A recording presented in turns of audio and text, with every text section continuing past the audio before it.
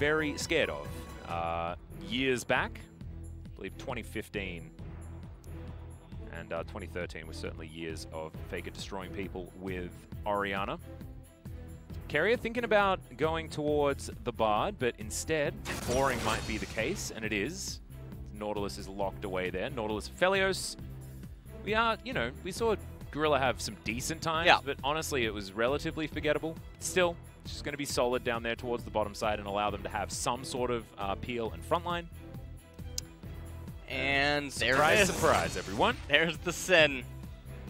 Finally coming in at the very bottom. And so DRX, yet again, with a team composition that really needs to get ahead of its opponents. It's on a clock. It's on a timer. They do this pretty much every time. And it's happened too consistently over so many months and years that it obviously is a philosophy approach to the game. But every time they collide with top-tier teams, it ends up not being enough. Just having Lane Kingdom does not always equate to closing out the game. There's a lot more to the game than just laning phase, but also you can simultaneously win laning phase and outscale your opponent, which is what T1's actually going to do in top lane with the Ornn. Yeah, that's the sad thing. And on top of that, Faker on the Orianna, same exact thing against the Twisted Fate. All of the pressure right now on DRX is actually on Pyosik to try to somehow finagle advantages for his teammates or create enough pressure and give them the freedom in order to get ahead, because otherwise, T1, the responsibility isn't on them.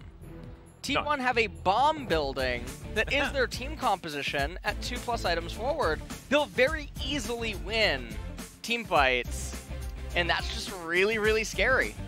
This does go back to what we were talking about in our first series tonight, where Fly was playing the Twisted Fate. I think that the first Destiny is going to be even more important than that one was. Chovy needs to utilize that to get this team ahead and allow them to snowball, exactly like you were talking about. But it is just extraordinarily pivotal, and I don't even know whether it's going to be enough, because the teamfight composition out of T1 is just obscene.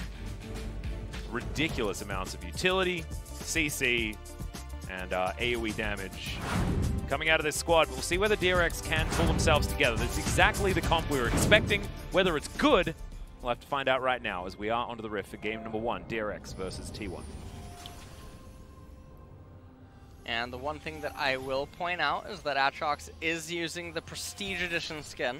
Ooh, that's definitely some points. So yeah, even in defeat, he will still be able to at least console himself by knowing that his skin was better than his opponent's. Yep, that's very true. Very, very true. Currently, Ornn making his way down. I think Canna may have just gone base skin, which just allows Doran to be even further ahead in the matchup, which is quite impressive. Yep, it is just base Ornn. Cuzz, though, he has taken the traditional Trundle, which is 100% the best. And paying attention to the early game, we have to watch all eyes on Nidalee for her pathing. And then how efficient is Pyosik going to be? Also, Pyosik has Conqueror here on Nidalee. A little bit more brawly, I guess. Yeah. To go up against Cuzz, who's taken Predator. Not going to go press the attack or anything like that for the dueling. The Prowling Projectile will find Deft. Effort gets the first bit of damage. A bit of a leash here. Doran just to help out with Pyosik's jungle at the very beginning. I wonder whether that means he's going to start moving in to the enemy jungle a little bit faster. You saw Canna just doing his best to get in a position to see whether there is any early invades. Wasn't happening, and both top laners are just going to meet in lane as Deft fighting against Teddy here, but it is going to be relatively rough. That's an immediate exhaust, though, as the concussive blows come out. Another exhausting answer there as Deft trying to kite this one back, and I don't know whether that was worth it. DRX? That was... Oh, and it's also sustain versus not sustain. It's just bad. Yeah, I'm a little bit confused.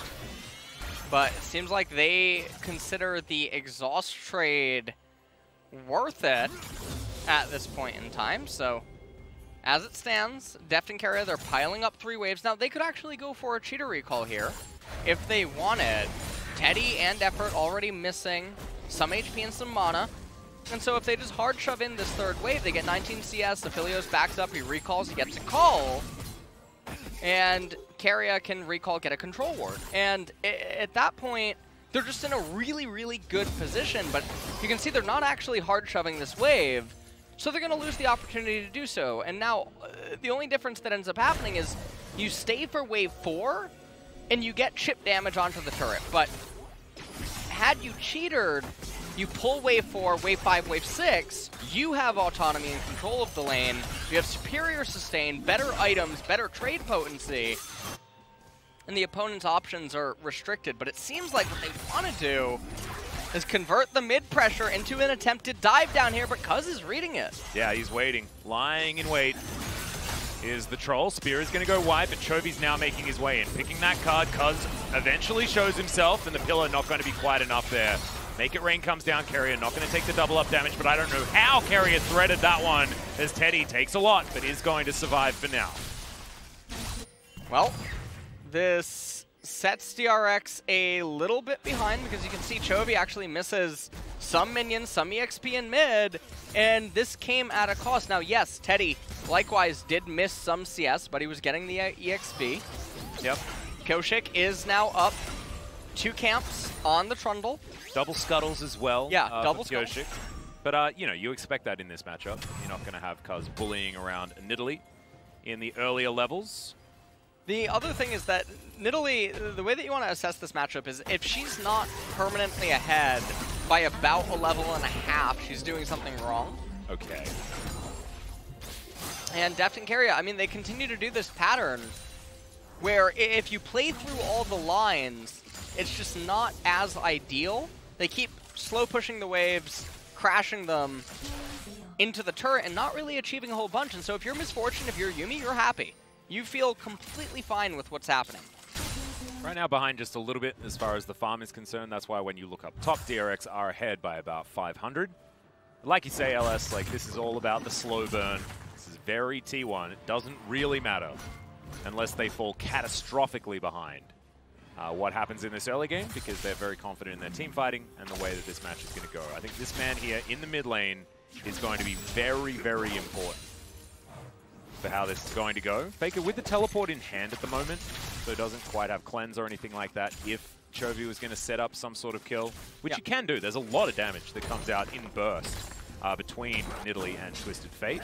Not something that DRX are going for at the moment, but should be something that's on the minds of T1. And T1 are sitting pretty much everywhere, although top lane Canna is having a bit of a rough time. Didn't totally see how the early levels went, but nonetheless. Certainly seems like something that is working out okay for DRX, though. I feel like the practice that Doran put in is working, because I believe he'd been solo killed by now last time we saw this particular matchup between the two. I believe it was Aatrox. It was Aatrox versus Ornn. Exactly the same. This time around, Doran doing a better job, so shout out to him. Faker here in the mid lane. As Faker generally does, he has the lane in a very nice position. Yep. And Chovy's cycling to try and get his teleport back available again. Does so. Pyosik's down here. They do know exactly where everyone is. Now, with Destiny and Gate available, there's an opportunity for the Twisted Fate to get down there. But instead, they're going to read Faker's movements and allow Chovy to get inside track on this mid lane and the added farm. And well, bit of a trade coming in from Teddy and Effort, and all that they're doing here is they're trying to utilize Cuzz. They're going on 2 versus 3 at the moment. Yeah, there it is. Chovy's going to make his way down. That's a great stun, and First Blood goes over to Chovy. Faker now teleporting in exactly the wrong position and whiffs the ultimate. Deft picks up that kill, and DRX are off to a roaring start. Well, DRX now with that kind of a kill. I mean, MF is losing all of the CS down here in bottom. They're going to manage to also get themselves the dragon, and Canna is getting clapped up here. That's what happens, man. Lane. All of that practice The XP farming, as Chovy called it. And now they're 3,000 gold ahead. This is exactly the kind of lead that we were saying DRX needed. They need to keep going. They need to keep pushing, but this is a great sign. Yeah, it is. And the jungle gap is definitely present so far in this game. Nidalee almost at her jungle item, which is going to be really big. And now Chovy, Merctreads, and Rod of Ages. And it seemed like T1 actually anticipated this play was coming, because they had Faker ready to do the TP, but just not really in a good position. Very easy to lock up, and then Faker uncharacteristically whiffing his ult, but even if he landed it, nothing would happen. No, it does a bit of damage onto Deft, that's about it. Might deny him the kill. Having a look at what Chovy was doing.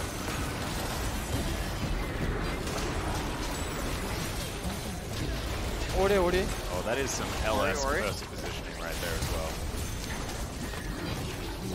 Well, managed to get the kill. And they find themselves with a 2,500 gold lead as well as an Ocean, and they roll really good. Cloud second. And Light Vigil comes down though. Teddy has to flash, and then DRX say that's all they really wanted. It is an ultimate traded for 2 summoner spells, so you'll probably take that if you did DragonX. Now it looks like Teddy's looking to go back home as well. Deft will clear out this minion wave just fine. Currently, it's close to 1,000 gold in the lead for Deft down here bottom lane, and he hasn't yet picked up this turret plate. Grabs it now. It's going to be even more. That's bad news. 2 items is very important for the Aphelios, and also for the Misfortune. Whoever gets there first is certainly going to be feeling much better, and DRX need it. As Deft throws out his Crescendum Severum combo just to do all of that close range damage. And Deft is doing a pretty good job in the CS department right now. 90 at 9 minutes. Not bad at all. And 20 CS ahead of Teddy is just huge. I mean, Teddy has been one of our most agricultural players that we've had at the LCK. Yeah. In fact, holds the record for most CS ever got in a game of League of Legends competitively ever. And no one will ever break that record. It's like 1,300. It's just not happening. And this is... I mean, this game is really starting to get a little bit out of control because Nidalee now has the Rift Herald, and she was able to solo it by herself without needing any assistance from laners, and so no one really got harmed by the Herald capture. Nidalee's also up 2 levels, so yeah, basically performing as expected for the matchup. Yeah, even a little bit better, all things considered. Has the jungle item, picked up a Ruby Crystal as the next item, and Deft is going to get a second turret plate. So, I mean, this is a... Whoa, final chapter comes in. There's the bullet time. Deft has heal, almost available, but has to flash. It's not quite off cooldown, so that's a free flash being gathered there. Yeah. Trade for 2 ultimates. But still, absolutely worth it if you're a T1 fan. Deft overstaying just a little. And so now Teddy and F are going to manage to pick all of this stuff up, but I really feel like the damage has been done. Another contributor to the CS, or the gold lead right now is, remember, Twisted Fate's passive. And I'm unsure what it's at right now.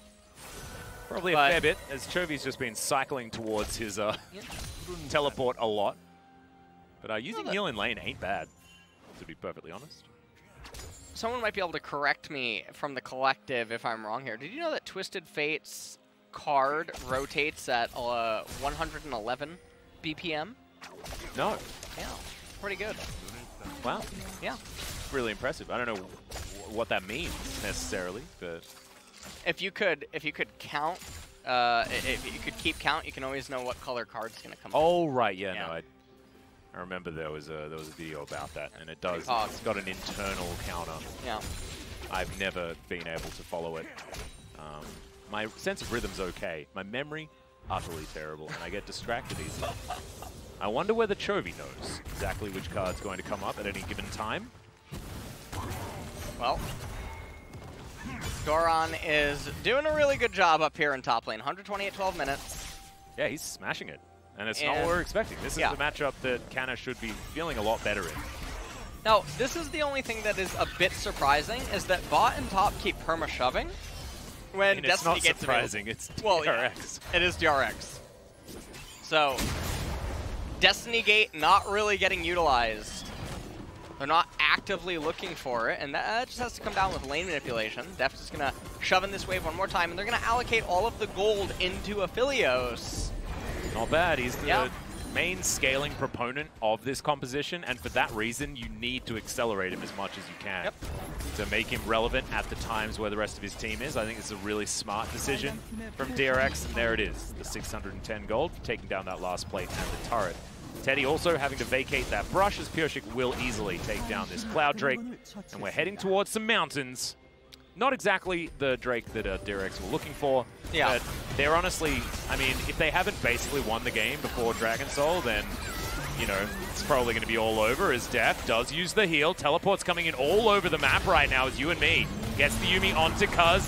There's the Ornn. Deft going to get knocked up, singled out, not destroyed just yet, but Cuzz goes over and bops him. Now Keria is golden and delicious for T1 as they get 2 swift kills. Some overextension for DRX. Surprise, surprise. Yeah, you have to wonder why they're doing that, because getting the bot tier 2 turret, if you pulled all 5 players aside and said, you know, from this game state, is 500 gold do or die? Are you gonna lose over 500 gold?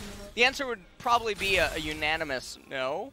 Yeah. So why feel so compelled to try to capture that turret, and ends up biting them a little bit? So 4,000 gold lead now, and T1, they're gonna be able to actually fight and contest by the time that 3rd dragon comes up, and that's a Mountain Drake, which is very, very good for the champions they have on their team. So, yeah, not great for DRX, fantastic for T1. Yes. Exactly right. As this is just a really bread and butter kill. Not a whole lot. Deft really couldn't do anything. Tried to almost cast his ultimate. Even if he had, it would not have done anything. And you can see Chovy even indecisive, making his way over, slow to push back the wave. And okay, that's a shockwave. Keria just has to flash, and Deft even throws out his ultimate. So Faker turning around, got his eye in, I believe. Yuumi will keep Yuumi safe. And Pyosik not going to go 1v1 or 1v2 plus a cat on a book. Deft has a couple of capes now, so maybe that's going to help him feel better as far as that overextension is concerned. And DRX are by no means stifled, but any sort of slowdown is really bad, especially against T1 and the compositions that are involved in this game. As Doran continues to push, gold is still much higher for Deft in comparison to Teddy. Teddy looks like he's just taking a backseat. This is going to be about whether he can line up the bullet times and whether they can just assassinate Deft with all of the AoE ultimates and massive amounts of CC in these team fights. And it will be hard for Deft to be functional if this game gets too much further out of DRX's control. And, well, T1 are really in such a comfortable position right now, as Doran is shoving in bot lane, but not a whole lot is going to be able to be achieved from this game state. So 2 minutes to keep scaling up, keep getting more items. Ornn, really close. Chovy. Yeah, he's in trouble. Gets his gold card down. Faker does have the ulti, and Chovy's going to flash it, but Cuzz flashes in on top of him. Yep. Stunned up for a while, but it looks like Cuzz is going to survive, and Keria not quite there in time. So they do end up trading flashes across the board. So Faker and Trundle, or Faker and Cuzz will not have that available for the Mountain Drake fight, but neither will Twisted Fate. Yep, he will have Destiny Gate though, even though his teleport is off, is on cooldown. So Flash Gold card will not be available by then, and the gold lead is dissipated to about 3,000. Yeah. And so DRX at one point, they had it at 5K, but this is really where the Sinner comp starts to slow down, and it is so important for them to win the Mountain Drake fight and get that Mountain Dragon to threaten Soul Point, because if they lose this, it's not just that they lose one Mountain Dragon, it's also that, well, now they're still 2 dragons away from Soul Point, which is an extra 10 minutes T1 would have to scale up, get ornaments, absolutely, and get more and more items. And we take a look at this replay here. Pillar comes out, and right there, Shockwave used. Cuzz cancels the auto attack, but actually it doesn't really matter. As Fake's going to take down the top outer turret, but they'll trade it to the outer in mid lane. Definitely an incredibly highly valued turret for a Twisted Fate Nidalee composition. You can understand why they just let Shirley go ballistic on the top side of the map. And right now, Faker, he actually picks up Morello. And normally, I would be pretty against Morello this early on, even though there's an Aatrox, even though there's a Nidalee. And the reason is because obviously Aatrox has active healing, but he's not super, super strong yet. There's no death stance, etc. However, this is the most power Faker can get right now. What the hell? That was scouting. That was a scouting ultimate from Canna. Just try to get his ram in the brush. He was calling his ram. What was that? To be perfectly honest, I'm not a wizard. I can't read his mind. The Mountain Drake has been started. Should be a 50-50 here as Cuzz has made his way into the pit. Canna getting stunned up there for a moment as Doran gets himself around the side. Zoomies do heal up Cuzz quite a lot. Now the rest of DRX looking for their opportunity. Final chapter comes down, but very defensively. And it looks like DRX are just happy to poke. They've got wild cards, and they do have the long-range Q out of this Calibrum. But bullet time comes down. Oh, Keria's not going to find it. Oh no, it's a disaster for DRX. Thought that he might be able to thread the needle on it. But Chovy going to use his stopwatch, and it is taken. So Soul Point does belong to DRX, but they lose Chovy. And now Canna is on the chase. That's a fantastic interruption there as Moonlight Vigil comes down. Deft with gigantic damage. Double kill out of nowhere, and now DRX find themselves in a 3v3, but not quite able to settle the score with an ace or anything, but evening out that trade is brilliant on top of getting the Drake. And, oh man, if T1 had the Ornn ultimate at that team fight, this would have been a really easy win for them. However, Keria, even though he seemed like he was playing for T1 there, it didn't seem to matter in the end. Chovy goes golden. He eventually gets brought down, but he bought enough time. How much time you're asking? About 200 years. Yeah. So, Deft, oh man, Moonlight Vigil into, I don't even... Just infernum damage, I guess, is what you call it. I don't know. It's pretty disgusting. It's before Runaan's Hurricane's even done, so don't worry, guys, that gets worse. Now he's completed it, actually, as we go back to live. And we were talking about the fact that Deft needs accelerating. Well, he's well and truly accelerated. He's coming up to his third item, and Teddy almost has an Infinity Edge on top of his Essence Reaver. Well, this is definitely very sad because it really looked like T1 was just about to swing the game back into absolute control. And of course they could still. And I'm really trying to wonder what caused Canna to press the R, unless he was trying to time a summoner. Yeah, but I don't know. The R key in Korean is Giok, so I'm not even sure what he would be typing with that letter. I can understand flashing, because that on the Korean keyboard it's... Which one is that? That's the K? I don't know the name of it. It's the O looking. Oh right, so letter. like the start of most words. Yeah. Well, actually, well, the O one, and that one's confusing, guys. If you're playing it's at home, silent because if it doesn't make a NG noise. Yeah. If it's at the last. Yeah, it's a lot of different things. Yeah. Not actually confusing. You can learn how the Korean The alphabet's very letter easy. You system can learn it in about 30 minutes. It is very smart. Yeah. The way it works, it's logical. Something that we haven't really figured out with the English language. Not a lot of logic in this one. Sass Aatrox. I mean Aatrox. Yeah, there we go. You mean... Yes. Right? Yes. Yeah.